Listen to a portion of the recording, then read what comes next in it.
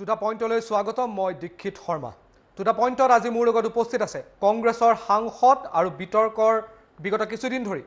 নিজৰ মন্তব্যক লৈ বিতৰ্কত থকা আব্দুল খালেক বৰপেটাৰ সাংসদ আব্দুল খালেক মোৰ লগত বৰ্তমান উপস্থিত আছে আব্দুল খালেক ডাঙৰীয়া প্ৰথমে টাইম এইটৰ টুটা পইণ্ট অনুষ্ঠানলৈ আপোনাক স্বাগতম জনাইছোঁ ধন্যবাদ কিছু বিষয়ত আপোনাৰ লগত কথা পাতিম আৰু মোৰ অতিথিসকলক মই অনুৰোধ জনাওঁ আৰু সেই অনুৰোধটো মোৰ আপোনালৈও থাকিব যিমান পাৰে সিমান স্পষ্টতাৰে যাতে উত্তৰ দিম চেষ্টা কৰিম প্ৰথম প্ৰশ্ন আৰু প্ৰথম প্ৰশ্ন বা আপুনি যি হিচাপে লয় যে কংগ্ৰেছ আজিৰ তাৰিখত মুছলিমৰ দলত পৰিণত হৈছে আৰু ইয়াৰ নেতৃত্ব লৈ আছে আব্দুল খালেক ৰকিবুল হুছেইনৰ দৰে নেতাই সঁচা নে মিছা চাওক নিৰ্বাচনটো যদি আমি পৰ্যালোচনা কৰোঁ বিগত বিধানসভাৰ নিৰ্বাচন এই কথা সঁচা যে আমাৰ যিকেইজন বিধায়ক জিকি আহিছে তাৰ সৰহসংখ্যক মুছলমান কিন্তু নিৰ্বাচনত এনেকুৱা নহয় যে আমি প্ৰাৰ্থী দিয়া নাই 126খন আসনত মহাজোঁটে আমি প্ৰতিদ্বন্দ্বিতা কৰিছিলোঁ 6টামান সমষ্টিত আমি বন্ধুত্বমূলক প্ৰতিদ্বন্দ্বিতা কৰিছোঁ কিন্তু ৰাইজে যেতিয়া আমাক ভোট নিদিয়ে তেতিয়া আমাক কৰিবলৈ একো নাথাকে আমি উজনি অসমৰ বেছিভাগ আসনত পৰাজিত হৈছোঁ উত্তৰ অসমৰ বেছিভাগ আসনত আমি পৰাজিত হৈছোঁ কিন্তু বিধায়কৰ পৰিসংখ্যাৰে যদি কয় মই আকৌ কৈছোঁ যে হয় আমাৰ মুছলমান বিধায়ক আজিৰ তাৰিখত বেছি কিন্তু এই কথা পাহৰিলেও নহ'ব যে যেতিয়া 2011 চনত আমাৰ চৰকাৰ আছিলে 78জন আমাৰ বিধায়ক জিকিছিলে তাৰ মাত্ৰ 10জনহে মুছলিম বিধায়ক জিকিছিলে এটা 2021 চন আজিৰ তাৰিখত আমাৰ বিধায়ক মুছলমান বেছি তাৰ মানে এইটো নহয় যে এইটো মুছলমানৰ দল কাৰণ এই প্ৰশ্নটো মই প্ৰথমে এইকাৰণে সুধিছোঁ যিসকল নেতাই আপোনালোকৰ দলৰ ত্যাগ কৰিলে সি লাগিলে ৰূপজ্যোতি কুৰ্মী হওক সি লাগিলে অন্যান্য কোনো নেতা হওক সাংগঠনত থকা নেতা হওক সকলোৱে কয় বা বিভিন্ন সময়ত এই বিষয়টো উত্থাপন হৈ আছে বা ৰূপজ্যোতি কুৰ্মীও কৈছে যে তেওঁ হিন্দু হিচাপে আনন্দিত হৈছে এই শব্দটো তেওঁ কংগ্ৰেছত থাকোঁতে কোৱা নাছিলে বা এই ধৰণৰ শব্দবোৰ ওলোৱা নাছিলে বা যিসকল নেতাই দল ত্যাগ কৰিলে অভিযোগৰ আঙুলি আপোনালৈ উঠাই অভিযোগৰ আঙুলি কোনোৱে উঠাই ৰকিবুল হুছেইনলৈ যে এখেতসকলে সম্পূৰ্ণৰূপে দলটোক হাইজেক কৰি পেলাইছে নাই প্ৰথম কথা হ'ল যে যিসকলে অভিযোগ কৰি দল এৰি গৈছে তেওঁলোক কিন্তু ৰূপজ্যোতিৰ কথাটো অকণমান সুকীয়া কাৰণ ৰূপজ্যোতিয়ে AUDF-ৰ লগত মিত্ৰতাৰ বিৰোধিতা কৰিছিল কিন্তু অজন্তা বাইদেউ গুচি গৈছে অজন্তা বাইদেউ কংগ্ৰেছত থাকোঁতে বাইদেৱে নিজে AUDF-ৰ লগত মিত্ৰতা বিচাৰিছিল মোৰ লগত হোৱা কথা বতৰাটো কৈছিলে গতিকে কিছুমানে অভিযোগৰ কাৰণে অভিযোগ কৰে আৰু অজুহাত একতা লাগে যদি আজি হিন্দু অধ্যুষিত এলেকাত যদি কংগ্ৰেছ সোমাব পৰা নাই তাৰ ব্যৰ্থতা যে অকল আজি যিসকল আছে তেওঁলোক নহয় যিসকলে গুচি গ'ল তেওঁলোকতো দলত আছিলে দলত থাকোঁতে তেওঁলোকে সমৰ্থনৰ ভেটি বঢ়াব নোৱাৰিলে সেই ব্যৰ্থতাৰ দায়িত্ব তেওঁলোকৰো আৰু মই অন্ততঃ কত দলক হাইজেক কৰিবলৈ চেষ্টা কৰা নাই কাৰণ মই এক ধৰ্মনিৰপেক্ষ দৰ্শনত বিশ্বাস কৰোঁ আৰু কোনোবাই যদি হিন্দু হিচাপে গৰ্বিত হয় তাত মোৰ ক'বলৈ একো নাই কিন্তু এই কথাও পাহৰি গ'লে নহ'ব যে মহম্মদ বিন কাছিম ভাৰতবৰ্ষলৈ অহাৰ পূৰ্বে ভাৰতবৰ্ষৰ কোনো গ্ৰন্থত হিন্দু শব্দটোৰ কিন্তু উল্লেখ নাছিলে মহম্মদ বিন কাছিমৰ ভাৰত আগমনৰ পূৰ্বে তাৰমানে আপুনি কি ক'ব বিচাৰিছে আজি যে হিন্দুক লৈ ইমান বিতৰ্ক আপুনি যদি পণ্ডিত জৱাহৰলাল নেহৰুৰ লিখনিও পঢ়ে আৰবসকল যেতিয়া ভাৰতবৰ্ষলৈ আহিছিলে আৰবসকলে সিন্ধুক উচ্চাৰণ কৰিব পৰা নাছিল ভালকৈ আৰু তেওঁলোকে সিন্ধুক বহু ক্ষেত্ৰত তেওঁলোকে হিন্দু নদী বুলি কৈছিলে হিন্দু নদীৰ উপত্যকাত যিসকলে বসবাস কৰে তেওঁলোক হিন্দু এই ভাষাভাষী লোকসকল হিন্দী এই ধৰণৰ কথা বাৰ্তা আছিলে কিন্তু আজি চাওক আজি কিন্তু ভাৰতবৰ্ষৰ ইতিহাসটো সেইখিনি সময়ৰ পৰা আৰম্ভ হোৱা নাই যিখিনি সময়ৰ পৰা আছে মই হিন্দু শব্দটোৰ কথা আপুনি কৈছে সেইখিনি সময়ৰ পৰা আৰম্ভ হোৱা নাই নহয় মই হিন্দু শব্দটোৰ কথা কৈছোঁ ভাৰতবৰ্ষৰ ইতিহাসটো একেবাৰে বহু প্ৰাচীন কালৰ পৃথিৱীৰ ইতিহাস আৰু ভাৰতবৰ্ষৰ ইতিহাস প্ৰায় সমসাময়িক পৃথিৱীৰ ইতিহাস যেতিয়াৰ পৰা আৰম্ভ হৈছে ভাৰতবৰ্ষৰ ইতিহাসো তেতিয়াৰ পৰা আৰম্ভ হৈছে আজি যিসকলে হিন্দু নামটোক লৈ গৰ্বিত অনুভৱ কৰে সেইসকলৰ উদ্দেশ্যেহে মই এই কথাটো কৈছোঁ হিন্দু নামটোক লৈ গৰ্বিত অনুভৱ কৰাত আপত্তিটো কি আপোনাৰ আপত্তিটো কি মই আপত্তি কৰা নাই মই আপত্তি ক'ত কৰিছোঁ কোনোবাই হিন্দু হিচাপে গৌৰৱ অনুভৱ কৰিব পাৰে কোনোবাই মুছলমান হিচাপে গৌৰৱ অনুভৱ কৰিব পাৰে কোনোবাই খ্ৰীষ্টান হিচাপে গৌৰৱ অনুভৱ কৰিব পাৰে আপত্তি মই কৰা নাই তো আপুনি সেইসকলক যে উদ্দেশ্যি ক'লে যে আপুনি যাৰ উল্লেখ কৰিলে তাত না মই জাষ্ট উনুকিয়াই দিছো যে মহম্মদ বিন কাছিম ভাৰতবৰ্ষলৈ অহাৰ পূৰ্বে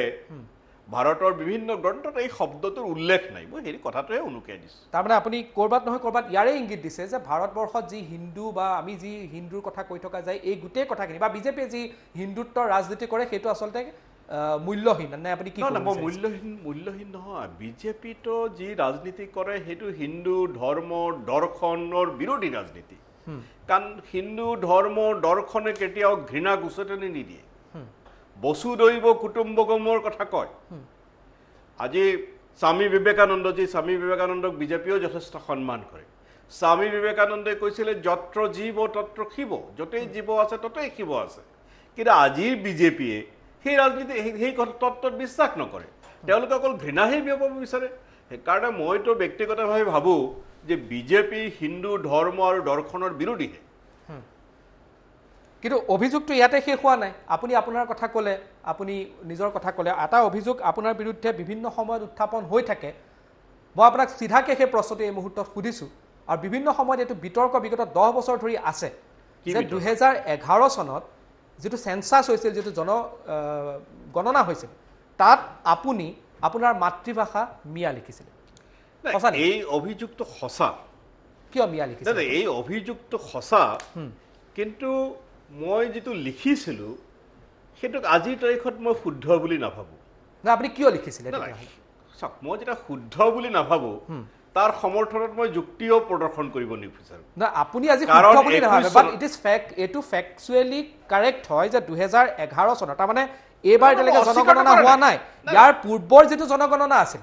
সেই জনগণনাত আপুনি মাতৃভাষা মিয়া কিয় লিখিব লগা ডিক্সিত মই অস্বীকাৰ আপুনি কিয় লিখিব কিয় লগাল কেটোটো কক না ডিক্সিত আপুনি অস্বীকাৰ কৰা নাই মই বুজি পালো অস্বীকাৰ কৰা নাই কিন্তু আপুনি লিখিলে কিয় এনে মোক উত্তৰ দিবলৈ দিব নাই আপুনি দিয়ক মই প্ৰশ্নটো সুধি আছো আপুনি কৈছে অস্বীকাৰ কৰা নাই কিন্তু মই কৈছো যাব বিচৰা নাই সেইকাৰণে মই আপোনাক সুধিছো যেহেতু মই কৈছো যে মই সেই ষ্টেণ্ডত নাই মই ভাবো যে হেতু মোৰ ভুল আপুনি না মই ভাবো যে হেতু না আপুনি নেথাকিব পাৰে ষ্টেণ্ড না আজি আপুনি না মই ভাবো 2011 চনত যেতিয়া আপুনি লিখিছিলে না আপুনি লিখিব লগা হল কিয় না মই ভাবো যে ভাৰতৰ সংবিধানে যি কিটা ভাষাক স্বীকৃতি দিছে সেই স্বীকৃতি দিয়া ভাষাৰ মাজতে থাকিব লাগিব তাত আপুনি মিয়া মই এই কাৰণে কৈ আছো মই এই কাৰণে এই প্ৰশ্নটো উত্থাপন কৰি আছো মিয়া মিউজিয়ামৰ কথা আহিলে মিয়া কবিতাৰ কথা আহিলে এই প্ৰসংগসমূহ উত্থাপন হৈ থাকিলে কিন্তু ইয়াৰ সূত্ৰপাত 2019 বা 2020 বা 2021 হোৱা নাই ইয়াৰ সূত্ৰপাতটো আপুনি 2011 নিজে কৰিছিলে আপুনি নিজে সেন্সাসৰ ৰিপৰ্টত আপুনি উত্তৰ শুনিবনে কৈ থাকিব না আপুনি উত্তৰ শুনিবনে কৈ থাকিব আপুনি উত্তৰটো দিয়ক মই দিয়ক আপুনি কৈ আছে না আপুনি বেয়া নাপাব আপুনি কৈ আছে আপুনি কৈ আছে মই সেইটো বিতৰ্কত যাব বিচাৰা নাই কিন্তু আপোনাক মই প্ৰশ্নটো সুধি আছো যে মিয়া মিউজিয়াম হওক মিয়া কবিতা হওক এই সমূহ যি বিতৰ্ক আছিলে সেই বিতৰ্কৰ আৰম্ভ হোৱাৰ বহু যুগৰ আগতে আপুনি মিয়া লিখি থৈছে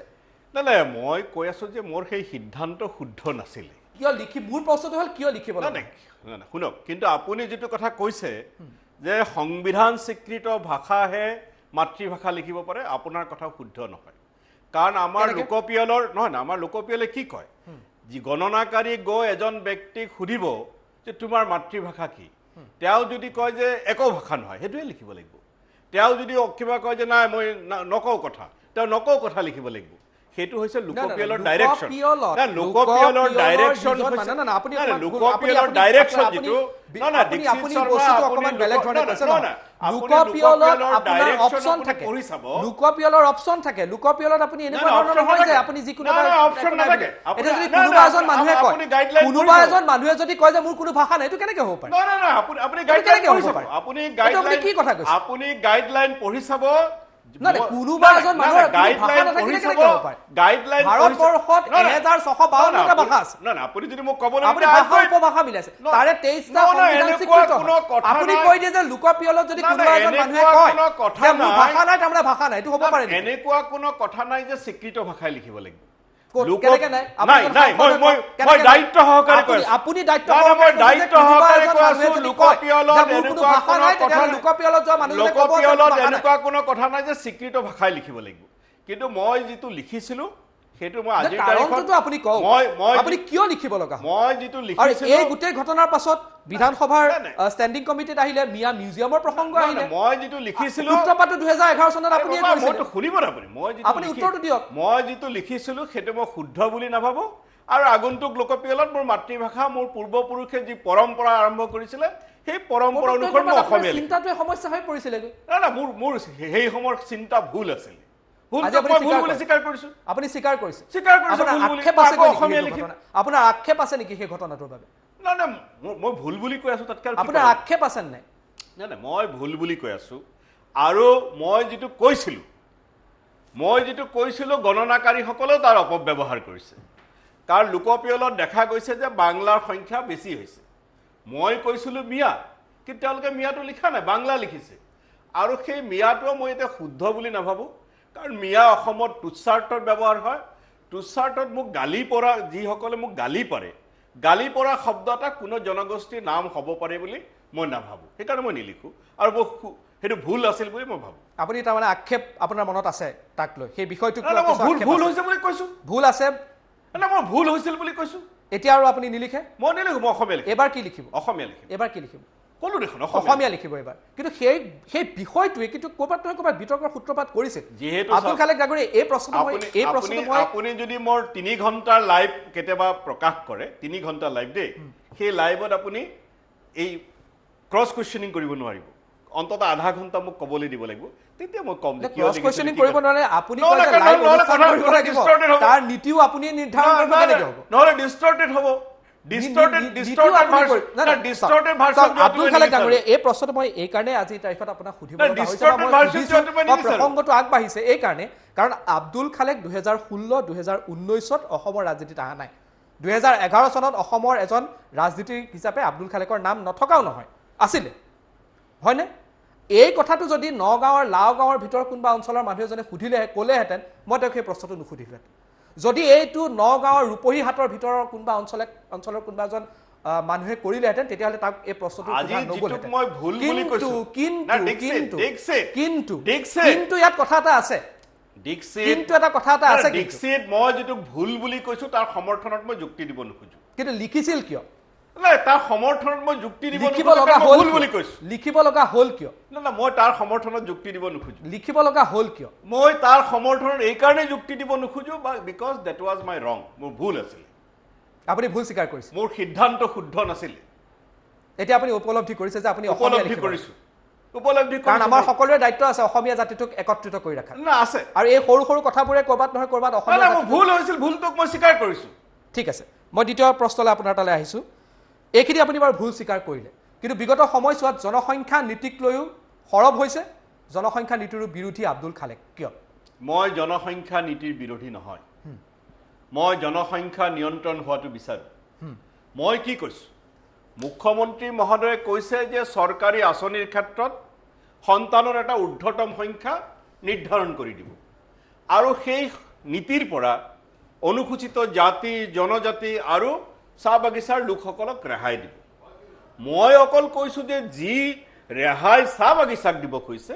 সেই একে ধৰণৰ সেৱা যেহেতু চৰ অঞ্চল এক অনুন্নত অঞ্চল শিক্ষা স্বাস্থ্যৰ ক্ষেত্ৰত পিছপৰা চাহ বাগিচাক যি ধৰণৰ সুবিধা দিব সেই সুবিধাটো মই চৰ অঞ্চলক দিবলৈ কৈছো মই কোনো কাৰণত জনসংখ্যা নিয়ন্ত্ৰণৰ বিৰোধী নহয় আৰু মই ভাবো যেহেতু জনসংখ্যা নিয়ন্ত্ৰণৰ মূল উদ্দেশ্যটো চৰকাৰৰ বা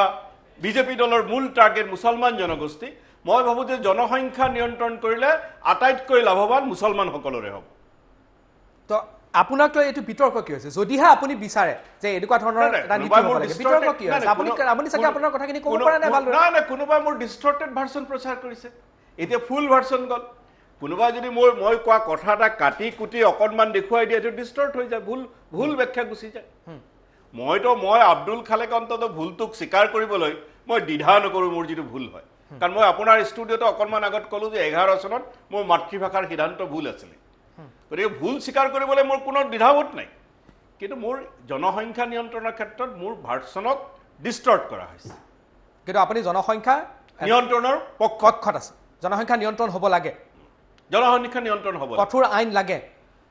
কিন্তু সেই আইন অকল তলৰ মানুহবিলাকৰ কাৰণে নাই, হ'লে আইন নহ'ব। লাগে নে নালাগে? নাই, আইনটো হৈছে অলৰেডি। আইনটো সকলোৰে কাৰণে হ'ব, আইনটো অকল এজনৰ কাৰণে নহয়, ভাৰতৰ নাগৰিক যিসকল আছে সকলোৰে কাৰণে হ'ব। পঞ্চায়ত আৰু নগৰপালিকাত কৰা হ'ল, কিন্তু আজি চৰকাৰে কিয় সাংসদ বিধায়কৰ ক্ষেত্ৰত সেই আইন প্ৰযোজ্য কৰা নাই? সাংসদ বিধায়কৰ ক্ষেত্ৰতো প্ৰযোজ্য কৰিব লাগে যে লোকসভা বা বিধানসভা নিৰ্বাচনত প্ৰতিদ্বন্দ্বিতা কৰিবলৈ হ'লে দুটাতকৈ বেছি সন্তান থাকিলে তেওঁলোকে প্ৰতিদ্বন্দ্বিতা কৰিব নোৱাৰিব। তেনেকুৱা আইন আহিব লাগে। মই তেনেকুৱা আইনৰ পক্ষত। সেইটো আপোনাৰ দায়িত্ব আছে, আপুনি উঠাব পাৰে। তেনেকুৱা আইনৰ মই পক্ষত। আপুনিতো প্ৰাইভেট মেম্বাৰ বিল আনিব পাৰে শুক্ৰবাৰে সংসদত। মই তেনেকুৱা চাওক, প্ৰাইভেট মেম্বাৰ্ছ বিল আনিব পাৰি, কিন্তু সেইবোৰ একচেপ্ট নহয়। নাই নাই, একচেপ্ট হয় নহয় পিছৰ কথা, কিন্তু আপুনিতো আনিব পাৰে না। ডিবেট তাৰমানে আপোনাৰ কথাৰ উত্তৰটো এইটো হ'ল যে ল'ৰাটোৱে গম পায় যে সি অংক নোৱাৰে, সেইকাৰণে সি পৰীক্ষাত ফেইল কৰিব বুলি এৰি দিছে। কিন্তু অন্ততঃ 30 নম্বৰ পাবলৈ চেষ্টা কৰক। চৰকাৰক আহ্বান জনাইছো, চৰকাৰে আইন আপুনিতো নিজৰ চাওক, পাৰ্লিয়ামেণ্টত প্ৰত্যেক শুক্ৰবাৰে আপোনাৰ প্ৰাইভেট মেম্বাৰ বিলৰ কভিডৰ কাৰণে নাই। আপুনিতো কভিডটো সদায় নাথাকে না, কভিডটো আপুনিতো 24লৈকে এমপি হৈ থাকিব। এইবাৰো আপুনি প্ৰস্তাৱটো আনিব পাৰে। আপুনি ঠিক আছে, আপুনি প্ৰাইভেট মেম্বাৰ বিল নানে, আপুনি ষ্টাৰ্ট কুৱেশ্যন আনক, আপুনি স্পেচিয়েল মেনশ্যন আনক। প্ৰায় এবছৰ ধৰি আপুনি স্পেচিয়েল মেনশ্যনটো আনা নাই। প্ৰায় এবছৰ ধৰি কোনো প্ৰাইভেট মেম্বাৰ্ছ বিল ডিছকাছ আপুনি স্পেচিয়েল মেনশ্যন আনিব পাৰে নহয়। নাই, প্ৰাইভেট মেম্বাৰ্ছ বিলৰ 2019 আপুনি মে' মাহত সাংসদ হৈ গৈছে। কভিড চিটুৱেশ্যন 2020 চনৰ মাৰ্চ মাহৰ পৰা আৰম্ভ হৈছে, তাৰ মাজত 4টা ছেশ্যন গ'ল। আপুনিতো প্ৰাইভেট মেম্বাৰ বিল নালাগে বাৰু, আপুনি স্পেচিয়েল পেঞ্চন আনিব নোৱাৰে নেকি? আৰে প্ৰাইভেট মেম্বাৰ্ছ বিল যিহেতু এই আলোচনাটো এতিয়া আৰম্ভ হৈছে, তাৰ বৰ্তমান প্ৰাইভেট মেম্বাৰ্ছ বিল বন্ধ হৈ আছে। Special mention, starred question, zero' hour, সময়ত দেখা যাব। জিৰ' আৱাৰটো এতিয়াও আছে। পাৰ্লামেণ্ট আহিবলৈ দিয়ক, অধিৱেশন আহি আছে, জুলাইত অনুষ্ঠিত হ'ব অহা মাহৰ পৰা পাৰ্লিয়ামেণ্ট ছেশ্যন। তাত আপুনি আনক যে আপুনি যিখিনি কথা কৈছে ভাল কথা কৈছে, আমি সেইখিনিক মই এপ্ৰিচিয়েট কৰিছোঁ। সুন্দৰ কথা কৈছে যে এই আইন কেৱল কিছুমানৰ মানুহৰ বাবে নহয়,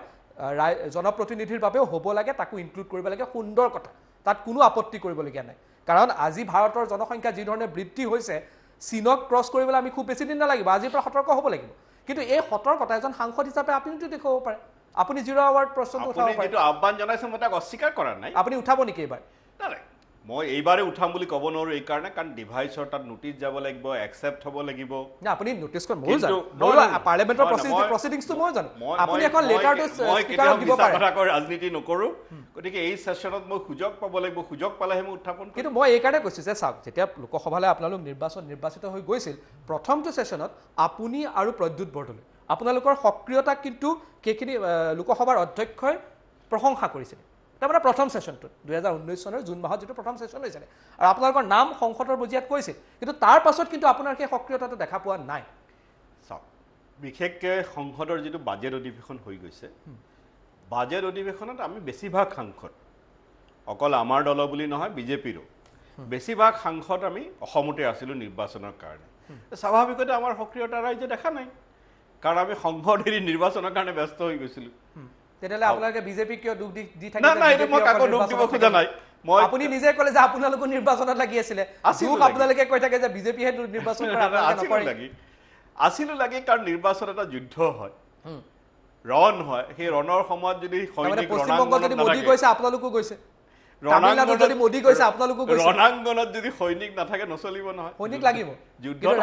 ৰাজনীতিৰ কাৰণে অভিযোগ প্ৰতি অভিযোগ অত্যন্ত জৰুৰী। ৰণাংগনৰ সময়ততো সৈনিক ৰণত থাকিব লাগিব, আমি নিৰ্বাচনৰ সময়ত। গতিকে সেনেকুৱাবোৰ কথা কোৱা উচিত, যিখিনি কথাই আপোনালোকক অন্ততঃ পিছত উত্তৰ বিচাৰি ফুৰা যাতে অৱস্থা নকৰে। মোৰ সেইটো হোৱা নাই এতিয়ালৈকে। ঠিক আছে, মই এতিয়া প্ৰশ্ন কেইটামান আপোনালোকৰ দললৈ আহিছোঁ।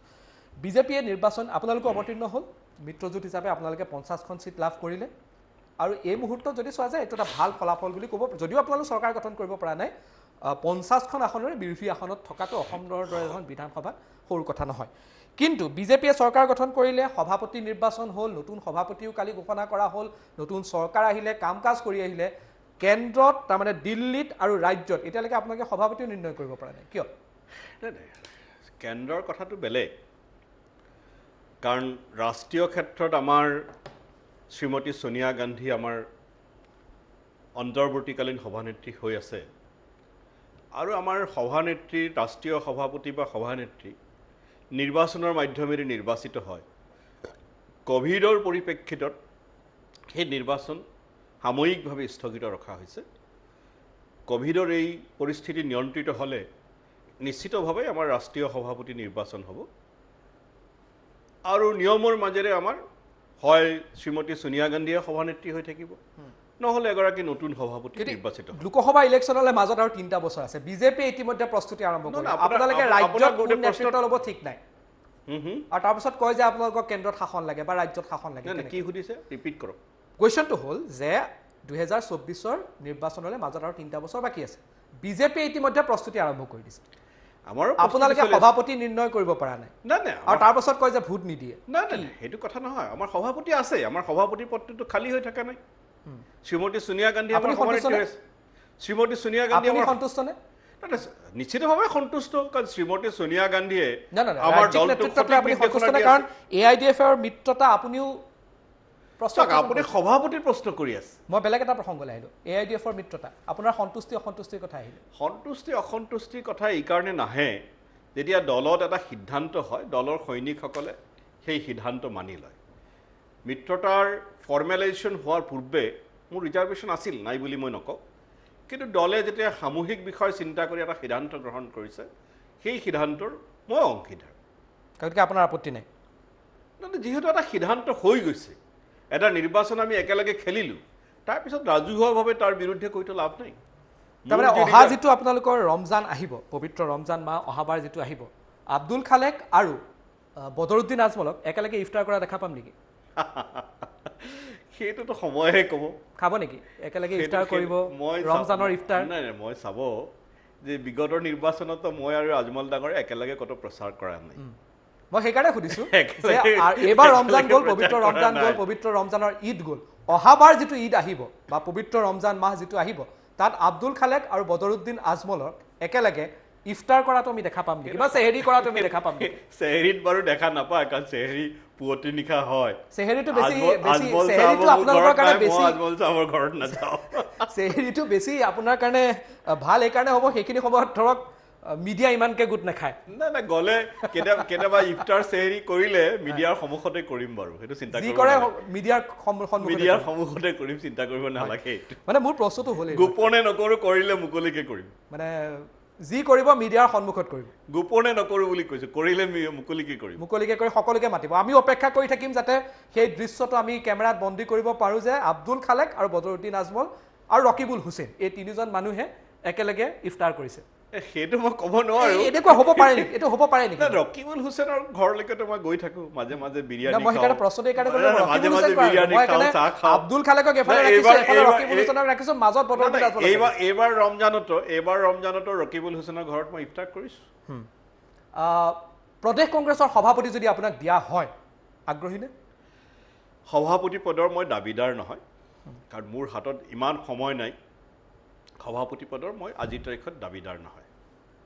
যদি দিয়ে মই দাবীদাৰ নহয় বুলি কৈছোঁ। দাবীদাৰ নহয়, আমি কংগ্ৰেছততো কি হয় আমি চবেই ভালদৰে জানো। 24 আকবৰ ৰোডৰ কাষত থকা যিটো ঘৰ আছে, যাক জনপথ বুলি কোৱা হয়, তাৰ পৰা যি কয় সেইটোৱে হয়। সভাপতি পদৰ মই দাবীদাৰ নহয়, আপুনি বিচৰা নাই। যদি আপোনাক দিয়ে সভাপতি পদৰ দাবীদাৰ বা প্ৰত্যাশী মই এটাও নহয়। যদি আপোনাক 10 জনপথে নিৰ্দেশ দিয়ে, সেইটো যদি কিন্তু এইবিলাকৰ উত্তৰ মই নিদিওঁ। মনত অকণমান আশা এটা আছে? নাই সেইবিলাকৰ উত্তৰ নিদিওঁ। আপুনি যদি কেতিয়াবা কংগ্ৰেছৰ ৰাষ্ট্ৰীয় সভাপতি হয় তেতিয়া উত্তৰ দিম। আমি সাংবাদিক মানুহ, দেৱকান্ত বৰুৱা সাংবাদিক আছিল, তেখেত আমাৰ নিখিল ভাৰত কংগ্ৰেছৰ সভাপতি হৈছিল। দেৱকান্ত বৰুৱা হ'ব পাৰে, সাংবাদিক মানুহ কেতিয়াও ৰাজনীতিত। দেৱকান্ত বৰুৱা এডিটৰ আছে, সাংবাদিক মানুহ কোনো ৰাজনীতিত দেৱকান্ত যাব পাৰে, কোনোবা গৈছে দেৱকান্ত বৰুৱাটো ইন্দিৰা ইজ ইণ্ডিয়া বুলিও কৈছিল। মই নিজেও সাংবাদিকতা, সেইটো বিতৰ্ক তেওঁ কৰিছিল। মই নিজেও সাংবাদিকতা কৰিছোঁ, লালকৃষ্ণ আদৱানীও সাংবাদিক আছিল। না হ'ব পাৰে, যাব পাৰে, কিন্তু দেৱকান্ত বৰুৱা উদাহৰণ দিলে তেওঁতো দেৱকান্ত বৰুৱা ইন্দিৰা ইজ ইণ্ডিয়া বুলিও কৈছিলে, আৰু তাৰ কি সমালোচনা বৰ্তমান হয় আপুনি দেখিছে। কিন্তু এই মুহূৰ্তত এইটো প্ৰশ্ন উত্তৰ নহয় যে কোন সাংবাদিক কংগ্ৰেছৰ সভাপতি। আপোনালোকৰ দলত 10 জনপথ বাদ দি কোনোবা বেলেগ সভাপতি হ'ব পাৰে জানো? হ'ব পাৰে, হৈছে আমাৰ। কোন হৈছে? আমাৰ সীতাৰাম কেশৰী আমাৰ সভাপতি আছিল বিগত 30 বছৰৰ। আৰে সীতাৰাম কেশৰীক পিছলে কি কৰিছিল সেইটোতো আপুনিও জানে। পিভি নৰসিংহ ৰাও আমাৰ সভাপতি আছিল। পিভি নৰসিংহ ৰাও আৰু সীতাৰাম কেশৰী তেওঁলোকক কি কৰিছিল আপুনিওতো জানে ভাল। নাই কৰা তেখেতসকল আমাৰ 24 আকবৰ ৰোডৰ সেই ৰাস্তাৰে সীতাৰাম কেশৰীক উঠাই পেলাই বাহিৰত নমাই দিয়া হোৱা নাছিল 1998 নাই হোৱা কিয় হোৱা নাই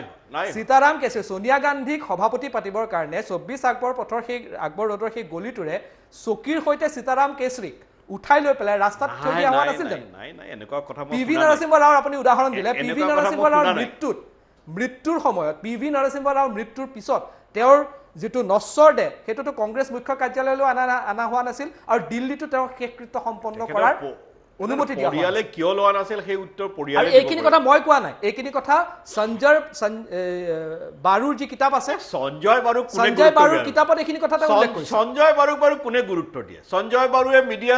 সেক্ৰেটাৰী আছিলে তেওঁ গুচাই দিয়া হৈছে তাৰপিছত তেওঁ কিছু বিখদগাৰ কৰিছে কিন্তু সঞ্জয় বাৰুৰ কিতাপখন দা এক্সিডেন্টেড প্ৰাইম মিনিষ্টাৰখনটো সঞ্জয় বাৰুৰ কথা কোনো গুৰুত্ব আছে বুলি মই নাভাবো হয় ঠিক আছে এই প্ৰসংগত মই খুব বেছি দীঘলীয়া নকৰো মই আপোনাৰ তালে আৰু কেইটামান প্ৰশ্ন লৈ আহিছো আৰু এইকেইটা প্ৰশ্ন আপোনাৰ অত্যন্ত গুৰুত্বপূৰ্ণ প্ৰশ্ন এই কাৰণে আপুনি চৰ অঞ্চলত ওবিসি দিব লাগে বুলি কৈ আছে কিয় কাৰণ চৰ অঞ্চলৰ আপুনি যদি কেতিয়াবা চৰ অঞ্চল ভ্ৰমণ কৰে অসমৰ যিবোৰ এক্সিষ্টিং ওবিসি জনসমুদায় আছে তেওঁলোকৰ তুলনাত চৰ অঞ্চলৰ মানুহৰ জীৱন ধাৰণৰ মান কোনো গুণে উন্নত নহয় তাত সাক্ষৰতাৰ হাৰ কম স্বাস্থ্য সেৱাও কম শিক্ষা অনুষ্ঠানৰ সংখ্যাও কম এই সকলোবিলাক দিশৰ পৰা মই ভাবো যে চৰ অঞ্চলৰ ৰাইজক যিসকল এক্সিষ্টিং SC ST আছে তেওঁলোকক বাদ দি বাকি জাতি ধৰ্ম নিৰ্বিশেষে সকলোকে ওবিসি তালিকাভুক্ত কৰিব লাগে নতুন মুখ্যমন্ত্ৰী ডাঙৰীয়াক সাক্ষাৎ কৰি তেখেতক মই এখন পত্ৰ দিছিলোঁ তাতো মই এই কথা উল্লেখ কৰিছোঁ এই চৰ অঞ্চলৰ অনুন্নয়নৰ বাবে যিখিনি আপুনি কথা ক'লে সকলোতকৈ ডাঙৰ জগৰীয়া কোন চাওক এইটো এটা ছিষ্টেম আপুনি আপোনাৰ প্ৰশ্নৰ লক্ষ্য মই বুজি পাইছোঁ কিন্তু ছিষ্টেমৰ মাজেৰে কামবিলাক হৈ থাকে আপুনি কোৱা প্ৰশ্নটোৱে মই আপুনি ছিষ্টেমৰ মাজেৰে হৈ থাকে অসমৰ বিভিন্ন অঞ্চলৰ যে সমবিকাশ হ'লহেঁতেন তেতিয়া এইবোৰ কথা নহ'লহেঁতেন চৰ অঞ্চলৰ ভৌগোলিক যিটো গাঁথনি তাৰ কাৰণেও কিছু সমস্যা আছে আৰু ছ'চিঅ' ইকনমিক ডেভেলপমেণ্ট যিমান হ'ব লাগিছিল নাই হোৱা মই কাকো দায়ী কৰিব খোজা নাই এই মুহূৰ্তত শেষৰ এটা বা দুটা প্ৰশ্নলৈ আগবাঢ়িছোঁ কংগ্ৰেছৰ ভিতৰ চৰাত সঁচাকৈয়ে অল ইজ ৱেল হৈ আছেনে কংগ্ৰেছৰ ভিতৰ চৰাততো চাওক আমাৰ দলটো এটা বৃহৎ গণতান্ত্ৰিক দল মতৰ পাৰ্থক্য আমাৰ থাকে